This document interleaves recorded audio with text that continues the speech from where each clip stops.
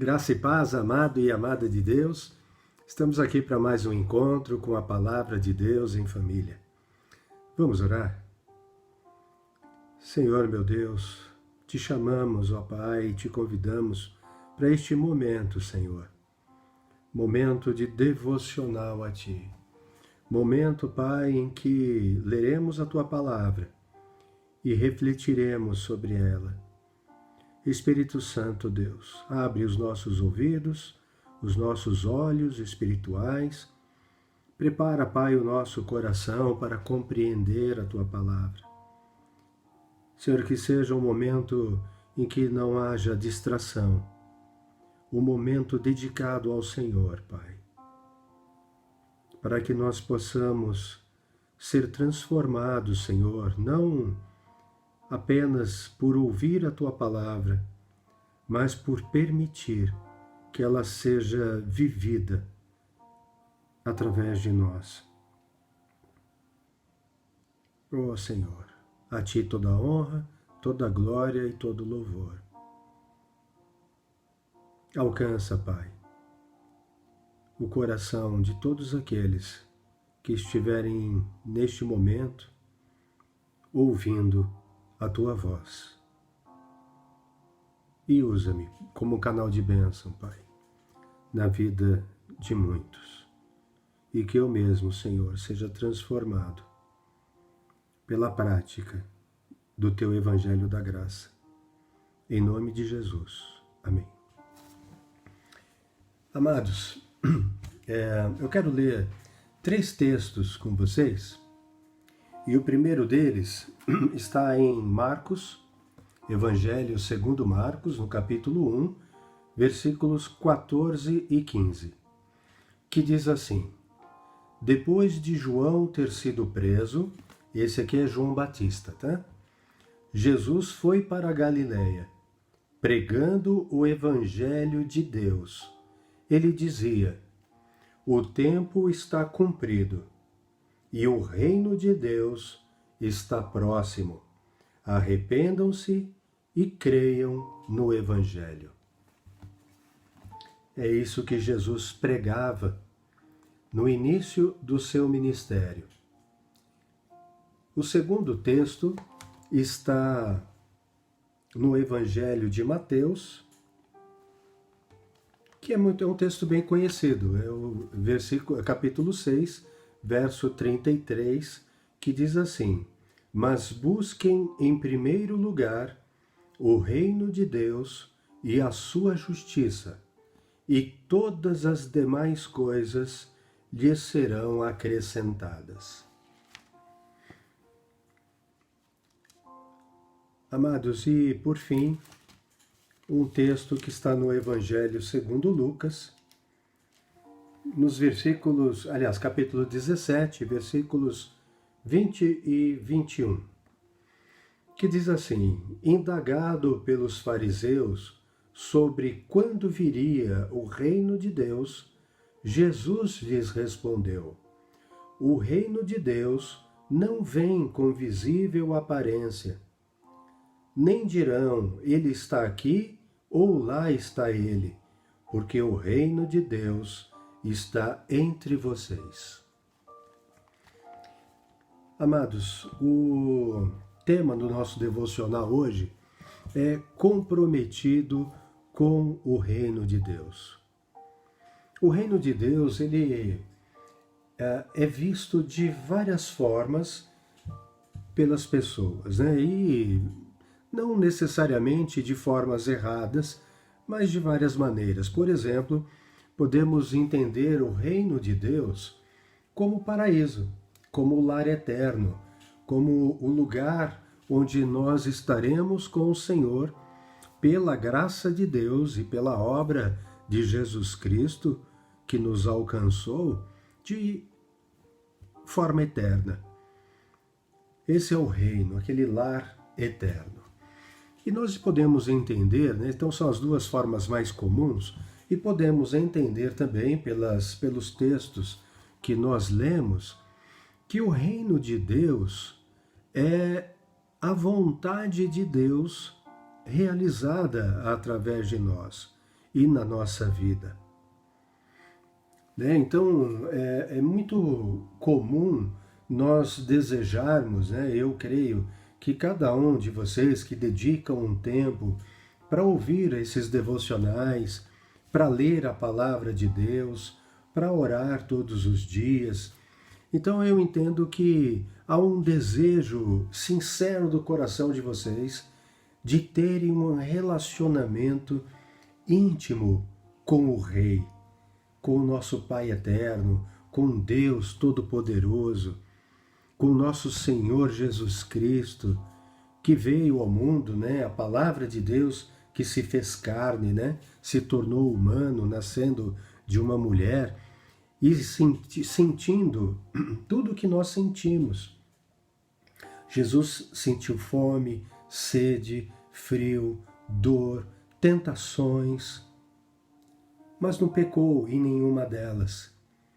Venceu o mundo, venceu o pecado e venceu a morte, e sendo justo, morreu em nosso lugar, pagou por nossas dívidas na cruz, no Calvário. Ele pagou a pena que era contra nós. Nós estávamos condenados à morte eterna. Mas ele, sendo justo e perfeito, entregou-se a si mesmo por amor de nós. Nós queremos ter um relacionamento com ele, por gratidão, por amor. Então veja, Deus Pai, Deus Filho e o Deus Espírito Santo que está entre nós, está em nós e tem nos ensinado todas as coisas, tem nos revelado a sua palavra, tem nos ajudado a compreendê-la, nos convence do pecado, da justiça e do juízo, nos fortalece, né? É o Espírito Santo Deus que, estando aqui conosco, testifica ao nosso espírito de que nós somos filhos de Deus. E se somos filhos de Deus, somos também herdeiros de Deus, co-herdeiros com Jesus Cristo. Isso é tremendo demais, amados. É algo maravilhoso demais.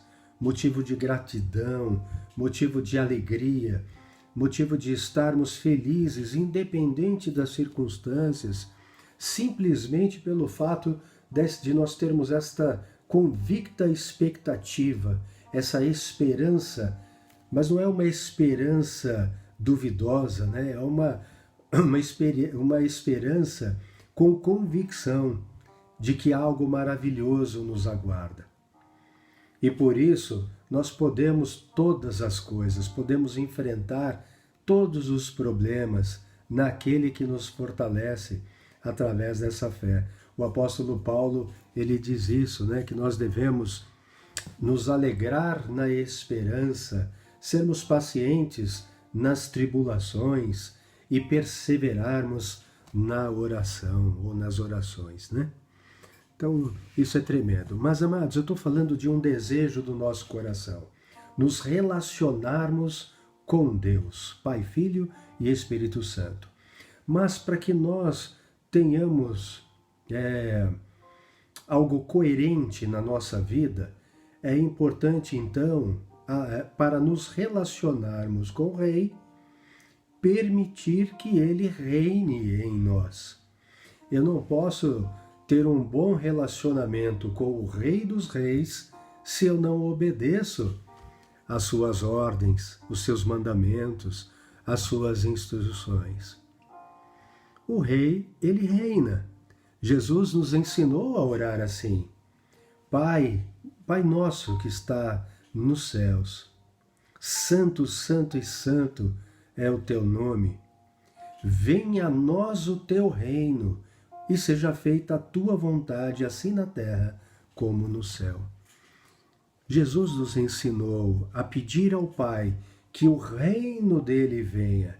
Então, para que eu tenha um relacionamento com o Rei, eu preciso permitir que o reino dele venha até mim. Como nós lemos nesses 3 trechos, e existem muitos outros versículos, textos bíblicos que falam sobre o reino de Deus. E nós precisamos então entender, amados, que para termos essa relação íntima com o Pai, é importante que eu permita que o reino dele venha a mim. E para que o reino venha, naturalmente eu preciso obedecer. Porque se eu não obedeço o rei, eu não permito o seu reinado. E se eu não permito que o rei reine, então eu não posso ter relacionamento com este rei dos reis, esse rei eterno, esse Deus maravilhoso, que é amor e que é também justiça. Amados, é interessante essa questão do reinado, né, de Jesus, porque Jesus começa o ministério dele justamente dizendo isso, né? Ele começa o ministério dele dizendo que o reino dele está próximo. Olha, o tempo está cumprido e o reino de Deus está próximo. Jesus começa falando isso. Nós lemos aqui em Marcos, capítulo 1, né? Versículo 15, especificamente, trata disso. E se nós olharmos no final do Evangelho de Mateus, tem a grande comissão. Então, lá no capítulo 28 de Mateus, nós vamos ver lá, a partir do verso 16, dizendo assim: os 11 discípulos, isso porque Judas, que havia traído, havia se suicidado. Então, os 11 discípulos partiram para a Galiléia, para o monte que Jesus lhes havia designado. Isso foi já 40 dias depois da sua morte e ressurreição. E quando viram Jesus, o adoraram, mas alguns duvidaram. Jesus, aproximando-se, falou-lhes, dizendo: toda a autoridade me foi dada no céu e na terra. Portanto, porque a autoridade me foi dada no céu e na terra, então vão. Na verdade, no texto original, a palavra é gerúndio, é indo, e não imperativa, né, no sentido de uma ordem, vão, muito embora nós entendamos que aquilo que o Senhor nos orienta é mesmo uma ordem. Mas aqui dá um sentido de movimento, né? Portanto, indo, façam discípulos de todas as nações, o que faz mais sentido com o início, no versículo 16, porque Jesus dá uma ordem para eles partirem para a Galiléia, né? Jesus havia ordenado isso, vão para a Galiléia. E por que Jesus disse, né, vão para a Galiléia? Eu creio que aqui Jesus estava dizendo: olha, vocês têm andado comigo há 3 anos, né? E vocês têm tido dificuldades e eu tenho orientado vocês, né? Vocês têm tido dúvidas e eu tenho tirado as dúvidas de vocês. Vocês têm me visto fazer os sinais, os milagres e evangelizar. Vocês têm notado o reino de Deus em mim e através de mim. Mas é importante que vocês aprendam a caminhar daqui para frente, sem a minha presença física. A ideia era essa. Por que eu estou dando ênfase à presença física? Porque Jesus continuaria com eles, mas em espírito. Ele voltaria ao Pai e enviaria o Espírito Santo, e ele estaria, através do Espírito Santo Deus, né, todos os dias com eles. Então, Jesus estava dizendo, olha, vão para a Galiléia, né? E enquanto vocês vão fazendo discípulos de todas as nações, né? De todas as crenças, de todas as tribos, de todas as línguas, né? E assim por diante, de todas as nações, batizando-os em nome do Pai. Então, indo, batize-os em nome do Pai, do Filho e do Espírito Santo. Indo, ensine-os a obedecer. Guardar é isso, né?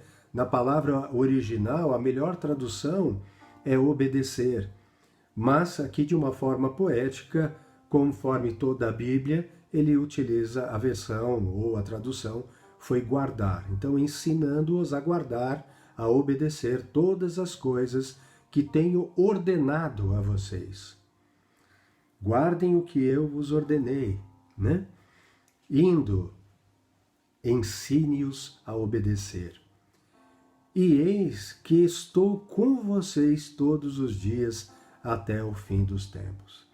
Então Jesus aqui, ele nos envia para fazer discípulos, nos envia para batizar, que é o batismo de arrependimento e de conversão, né? A nova simboliza, como já disse muitas vezes, o sepultamento do velho homem, quando entra nas águas. A palavra batizar, no grego original, significa submergir, mergulhar, né? Então, mergulhar. E se a gente usar, então, a tradução fiel, nós diríamos assim, né? Portanto, façam discípulos de todas as nações, submergindo-os em nome do Pai, mergulhando-os em nome do Pai, do Filho e do Espírito Santo. É algo profundo. Mergulhar, né? É uma imersão. A gente não fala assim, olha, eu vou fazer um curso de inglês lá nos Estados Unidos, então vai ser uma imersão. Por quê? Porque eu vou respirar inglês, né? Eu vou acordar ouvindo inglês, vou passar o dia ouvindo inglês, eu vou estudar inglês, à noite eu vou assistir televisão em inglês e assim por diante. Isso é uma imersão. E aqui Jesus está dizendo, vá e mergulhe-os, né? Imerja-os em nome do Pai, do Filho e do Espírito Santo. Ensine-os a obedecer todas as coisas que eu tenho ordenado a vocês, e eis que eu estou com vocês todos os dias até o fim dos tempos. Vocês são discípulos e, portanto, farão discípulos. Mas vocês vão ser discipuladores, não sozinhos, porque eu estarei com vocês. E eu, através do Espírito Santo que eu envio da parte do Pai, vos darei as palavras que precisarão ser ditas em cada momento. Então, amados, isso é tremendo, né? E aí, então, eu volto àquele ponto, né? Toda autoridade me foi dada no céu e na terra. Por que Jesus fala sobre isso, né? Que o reino de Deus está próximo. Arrependam-se e se convertam. Toda autoridade me foi dada no céu e na terra, portanto vão. Amados, de tudo que Deus ensinou através da sua palavra, todos os seus mandamentos de amor, cuidar dos pobres, cuidar dos aflitos, visitar os doentes, fazer a caridade, ter um coração generoso, um espírito voluntário. Amados, de tudo que Jesus ensinou. E os mandamentos de Deus são todos amor. Mas de tudo, existe algo que é mais importante do que tudo isso. E por isso essa ênfase, toda autoridade me foi dada no céu e na terra. Eu tenho autoridade no céu e na terra. Era o que Jesus estava dizendo. Então, o que eu vou dizer agora é mais importante, por conta dessa autoridade que eu tenho no céu e na terra. Por isso que ele fala no verso 19, portanto. Esse portanto significa então. É por causa do que eu falei antes, por causa dessa autoridade que me foi dada, é que eu estou dizendo a vocês que indo, façam discípulos, batize-os em nome do Pai, do Filho e do Espírito Santo e ensine-os a obedecer. Amados, o reino de Deus significa obediência a Deus. significa o governo de Deus. Então, o reino de Deus é um governo. E se Deus governa a minha vida e a tua vida, é a vontade dele que eu preciso realizar. Amém, amados? A gente pode notar também que lá em Atos, eu citei Atos dos Apóstolos, né? Vamos lá em Atos capítulo 1. Veja que o livro também, Atos, conta a história da igreja. Conta o início da história da igreja. Porque ela continua sendo escrita hoje. Só que no livro de Deus. Mas ela continua acontecendo. Não sei se a história está num momento tão bom em termos de fé e de obra que estava lá há 2000 anos. Eu creio que não, infelizmente não. Mas nós podemos orar ao Senhor para que Ele nos ajude a voltarmos às primeiras obras, nos ajude a voltarmos ao primeiro amor. Porque Jesus está diariamente batendo a porta do nosso coração. E ele diz lá em Apocalipse, capítulo 3, versículo 20, eis que estou à porta e bato. Se alguém ouvir a minha voz e abrir a porta, eu entrarei, cearei com ele e ele comigo. Amados, o cear, sentar à mesa, né, significa ter comunhão. É um momento de intimidade. Jesus quer morar em nosso coração. Ele quer que nós abramos as portas, né? Ele quer que a gente abra a porta do coração e o convide para entrar. Deus conhece o nosso coração, a nossa mente, os nossos pensamentos, as nossas intenções. Mas Ele espera um convite de coração, por amor a Ele. Senhor, entra, reina no meu coração. Eu quero ter comunhão com o Senhor. E, amados, o que nos separa de Deus é o pecado. E é uma decisão pessoal. Ninguém pode interceder pelo outro no que diz respeito ao pecado. Isso é uma coisa entre eu e Deus. Eu posso orar, eu posso me arrepender, eu posso pedir ao Senhor que me ajude, mas é entre eu e Ele. Eu não posso orar por você e não existe ninguém no céu e na terra, a não ser o próprio Senhor, que pode permitir esse acesso. Voltando aqui a Atos capítulo 1, versículo 3, Lucas, né, o historiador, médico e também evangelista, porque escreveu um dos evangelhos, ele diz assim: depois de ter padecido, Jesus se apresentou vivo a seus apóstolos, com muitas provas incontestáveis, aparecendo-lhes durante 40 dias e falando das coisas relacionadas com o reino de Deus. Amados, depois que Jesus ressuscitou, ele ficou 40 dias se encontrando com os seus discípulos, com os seus apóstolos. E durante esses 40 dias, ele falou, né, não bastasse os 3 anos de ministério, mas ele falou das coisas relacionadas com o reino de Deus. Ele foi preparando ainda mais aqueles homens pecadores, Pedro, Tiago, João e companhia limitada, em relação ao reino de Deus, para que eles pudessem dar continuidade à obra que Deus iniciou aqui na terra, porque agora ele voltaria aos céus. Então Jesus falou 40 dias sobre o reino de Deus. E a gente vai ver o apóstolo Paulo no capítulo 28, que é o último capítulo de Atos dos Apóstolos, na verdade Atos do Espírito Santo através dos apóstolos, mas a gente vai ver lá no último versículo. Então, Atos 28, versículo 31, dizendo assim, falando a respeito de Paulo. Eu vou ler desde o versículo 30, só para vocês entenderem. Paulo estava agora numa prisão em Roma, uma prisão romana, mas era ainda uma prisão que era numa residência, né? Então ele estava preso numa casa, né? Não num calabouço, nada disso. Nesse momento foi uma prisão de 2 anos, onde ele tinha liberdade para pregar. E ele pregou, segundo suas cartas, a toda a guarda pretoriana, né? Tanto que muitos dos que eram da corte de César vieram a crer em Jesus Cristo.